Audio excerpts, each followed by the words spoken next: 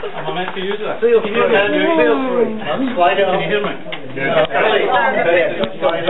Yeah, just can't see you, Willie. Can you hear me?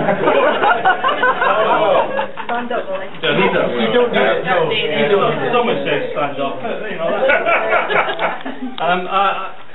Earlier on I was wanting to bring the Burns thing up to the modern age, and I was wanting to put it onto my iPad, which was sort of been energised from my sporring at the time. But unfortunately I didn't get an iPad for Christmas because my wife didn't get me one. So I've put it on the paper to help you. So if you could bear with me a second. I'd like to obviously say much the same as what was said earlier, which was Graham, club captain, George Ralph, our Scottish captain, and Aberdeen Football Club supporter, who unfortunately had a very bad day today. And it's only a matter of time before I talk about Rangers. So I would also like to say a welcome to our chairman who's here tonight, Billy McNeil. So welcome to you, Billy, and to all you lads and lassies and English people and Welsh people and all sorts of stuff. So good evening to you all. It's my privilege to present the immortal memory of Robert Burns, a unique person among poets. There is no literary figure in whose name and on whose birthday each year thousands of people around the world celebrate his name and sit down and enjoy a ceremonial night and enjoy a bit of banter between the lassies and the laddies, and sharing a smile and a laugh, and enjoying an evening and sharing in some of Burns's genius. So I'll move on. I'll try to do it a little bit differently because I know that you've all heard lots and lots of stuff about Burns. But he died in 1796 in debt, aged only 37. He was worn out by hard work and illness, but was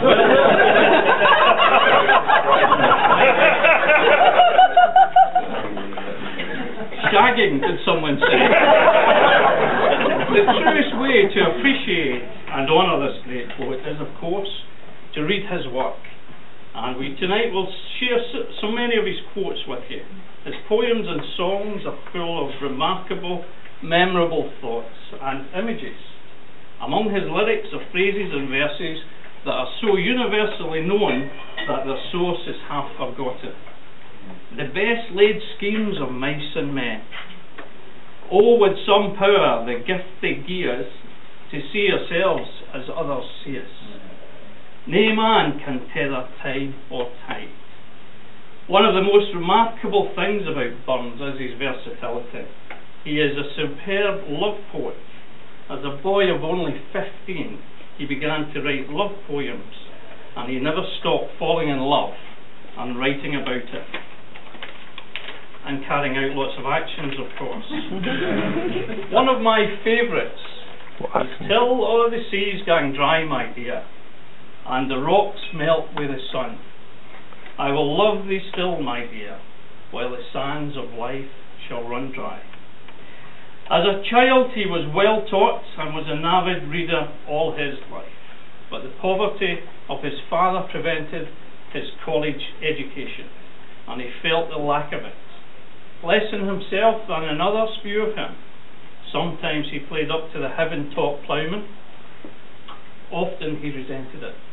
Resentment at religious oppressiveness and hypocrisy sharpened his gift for satire. When his teacher died, he wrote, "Here lies Willie Mickey's banes," that's bones. "Satan, when you take him, gie him the schooling of your wains, for clever devils he'll make of them." Burns had a burning fervour for his native Scotland. He was a real patriot. He read all he could about Scottish history. Wallace was his hero as a lad. His poem Robert Bruce's March to Bannockburn, with its stirring lines, became the anthem of Scotland. Scots wha hae wi Wallace bled, Scots whom Bruce has often led, welcome to your gory bed or to victory. And that was also read by Mel Gibson some time ago. And for those of you, I was reading recently that Sepp Blatter had the audacity to say that football hadn't been invented in England, but had been invented some time ago in China. Well, I was gutted when I heard that, because it was invented at Bannockburn in 1314 when the severed head of an Englishman was kicked through the open goal on the field. Now, we don't hold many things for long. 1314 was a long time ago, but that was the last victory against England. Now, Burns in many of his writings favoured freedom and liberty, covering the French Revolution and the American War of Independence. This led to many not agreeing with Burns, but he was a man of conviction. He wrote in his ode for General Washington's birthday, "But come ye, sons of liberty, Columbia's offspring, brave as free. In danger's hour, still flaming in the van, ye know and dare maintain the royalty of man." That meant the royalty of man being man's entitlement to freedom and dignity and respect. Now, as a young lad at school, me, in Coatbridge,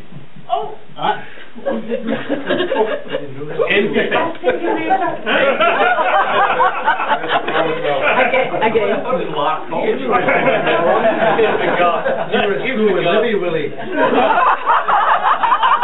Behind the bike shed. I might scrub that line out there.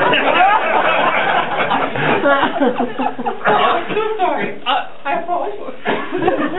You don't need to cry, it wasn't that bad.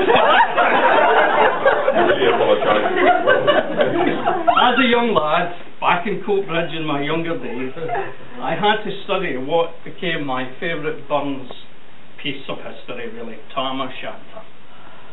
Now, the teacher told us we were to study his words and his work and watch a cartoon that some man had made about Tam O'Shanter.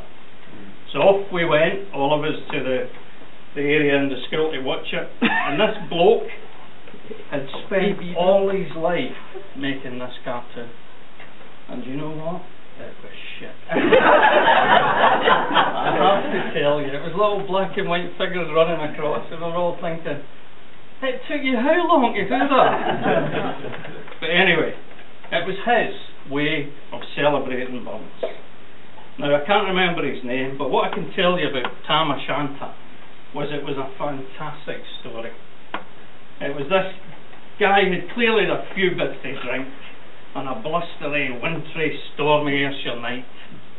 Off he went, pursued by ghostly figures and warlocks and witches, and over the bridge he escaped, the real Brig of Doon.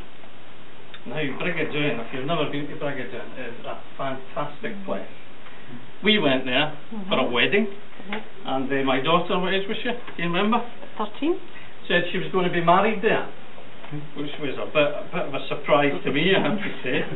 But the other thing, when the guy was on his horse getting over that bridge, was that the warlocks and the witches were after them, and they stole poor Meg's tail. It's a fantastic story, and I urge you, if you ever get a chance to read it. This guy, obviously, who I can't remember his name, who made this cartoon, that was his way of celebrating Burns. And in all the different ways we continue to give tribute to him. The wind blew as 'twad blowing its last.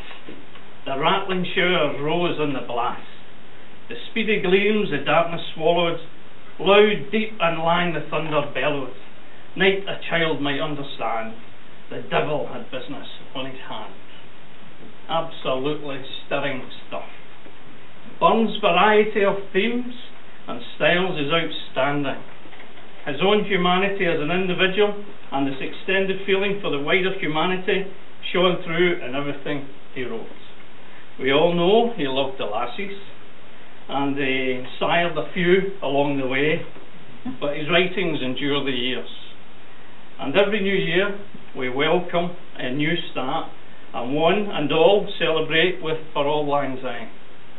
The permanent reminder of starting the new year and remembering his celebration of life and celebrating the company of others. So, if you wouldn't mind all raising your glasses and charging them to the immortal memory of Rabbi Burns. Rabbi Burns. Thank you.